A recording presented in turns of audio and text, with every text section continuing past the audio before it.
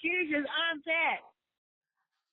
I heard from a trusted source, I want to say that 3 refs got kicked out for smoking weed in the back, and 2 of them was smelling like weed. Say what?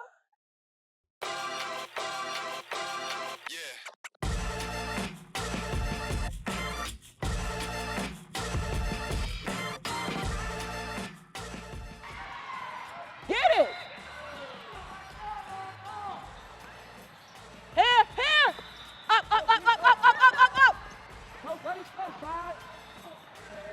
Get off the side! That's a foul. It's a foul. It's a foul. It's a foul. She got fouled 3 times. I'm talking about I'm starting on the catch with getting hit in the head, then over there before she tried to split. I see what you're saying on the split, but before the split happened. Wow. So isn't it very important to have a quality rep at these games? Just knowing that is, like, hearing that is mind-blowing, because when we come to these events, and like I said, these have a cost. So it's either a cost to the organization with money that we may front as coaches, or it's a cost to our parents where they're paying out of pocket for their kids to be a part of this organization. And to hear that you had people kicked out for smoking weed is crazy. Well, officials, that is crazy. Being as though when we come to these events, the biggest issue that we have as coaches when we're trying to coach the game or coach our kids through things is the lack of knowledgeable professional officials out there calling the game in the way it's supposed to be. Now, granted, tournaments have their own rules. So they may say it's high school rules or, and they bend them a little bit to suit the time frame of the game schedule that they had. So you may say, oh, the bonus is after 10 fouls. We all know in high school it's 4 fouls and it's 2 shots after the 4th foul. So it's a lot of things that are altered a bit. And to know that that's one of the main things that we kind of complain about, that we have issues with all the time, and then you say, oh, they stone, is crazy. That's crazy.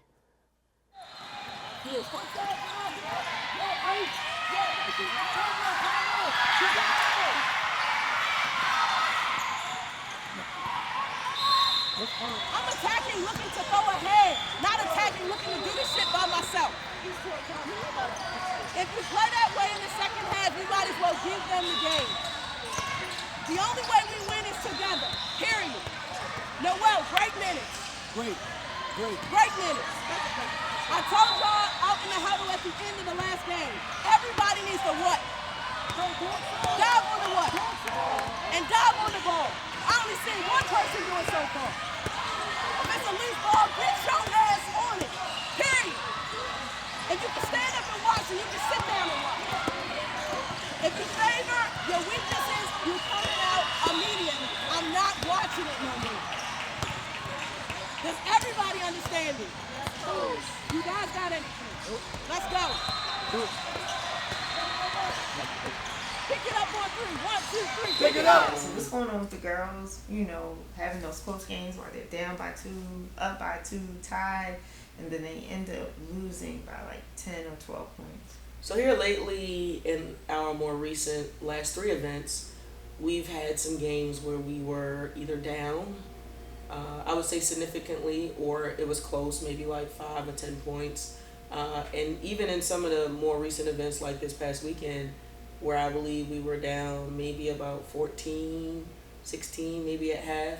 And to me, that's only 7 buckets, 8 buckets. That's how I always look at it. It's never like a massive blowout to me. We always kind of show them the bigger picture in it all and kind of break it down to where they can see that this ain't as big as you think it is. And with a couple runs and a few stops, we can close this down to half and it's a ball game. So their mindset, we try to keep them to have a positive mindset throughout. Sometimes we can will them through to get to the point of pulling through a victory when we're down. And then there's other times when it's a struggle to kind of close those close games. But our goal is to kind of keep pushing them through and just be there with them every step of the way in regards to helping them to understand the game more and building their basketball IQ to where we're now closing out those games or we're winning significantly. She she's worried about what's happening right here. I know, I know, I know. She told us she gotta look over and see. But we gotta remember, what event is this? I know. And it's a different stage. This is this too, but this is the highest stage though. So it is. And we got them playing up. right. So our goal with having the girls play up, without giving too much of the blueprint, is that when we typically play our age group, we are either beating teams, or either close games, or sometimes it could be the other side where we're getting beat.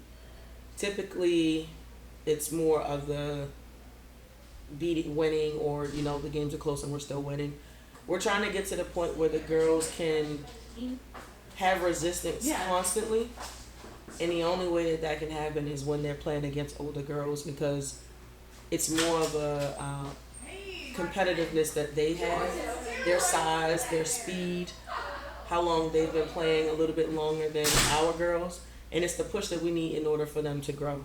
If they continue to play their age, it's like if everyone is still traveling and not being able to dribble, do the girls learn from that if they're past that at this point in their game? So it's like, in order for, I remember Cooper Flag was saying his mom told him, if you're the best person in the gym, leave the gym. If we're the best team in the pool, in the tournament, in our division, we need to go up.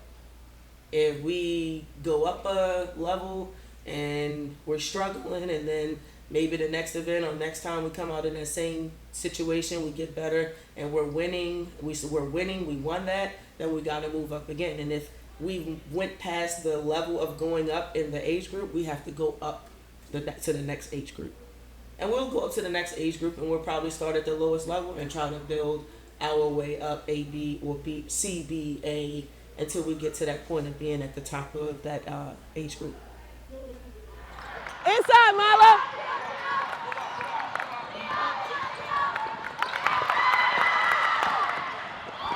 That's a foul! Whoa! So that premier game, I guess, is developing into a little local rivalry type of thing. We had a few young ladies that were participating in our program and decided to go over to Premier in order to increase their visibility and their time on the floor, which I understand and respect completely. But it's kind of become a thing between us now when we see each other competing on the court. That is, and the girls everybody wants to win. And that's something that we tip our hats on over here. That game yesterday drove me a little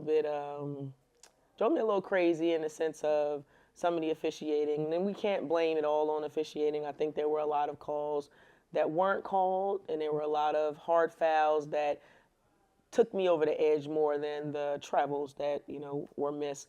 But my ultimate goal is all the girls' safety on the court, and I just want to make sure that the officials pay attention to the game and the tempo, and how when things are getting a little scrappy, that they kind of control it and bring it really back in, so that we're just playing a good game of basketball.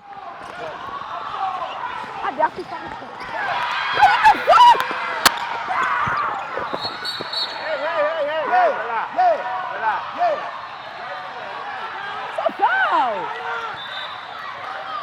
But yesterday, we were our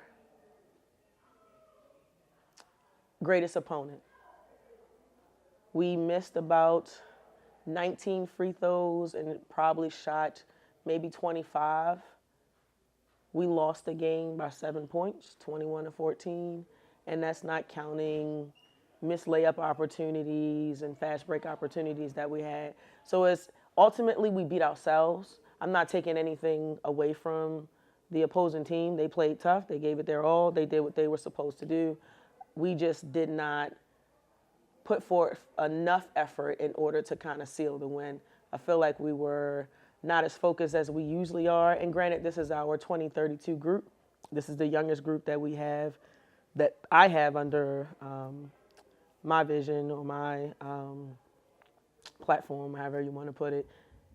But they're one of the toughest group of young ladies that I coach out of the 3 groups that I have. They have the most energy I've ever seen, and even when they play up with their older teammates, they still kind of bring a spark to them that kind of ignites them as well. So it's exciting to see them play their age group, but it's always exciting to see them when they play up on the 2031 team as well.